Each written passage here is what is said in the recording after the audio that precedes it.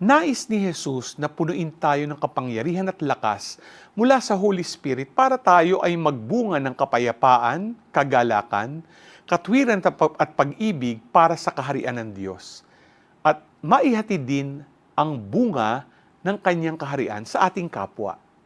Nagsusumikap tayong bigyan ng papuri, karangalan at kaluluwatian si Lord habang pinaparamdam ang pagmamahal, kabaitan at habag sa ating kapwa.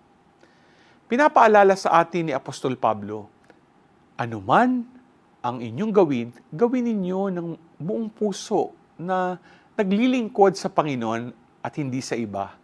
Sa pagkaalam na mula sa Panginoon ay tatanggap tayo ng mana bilang inyong gantimpala.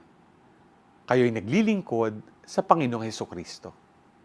Ikaw, ginagampanan mo ba ang iyong pang-araw-araw na mga gawain at responsibilidad nang may kagalakan at kasipagan alang-alang sa Panginoon? At bukas palad ka bang nagbibigay sa iba, lalo na sa mga nangangailangan ng iyong pangangalaga at suporta? G ka ba?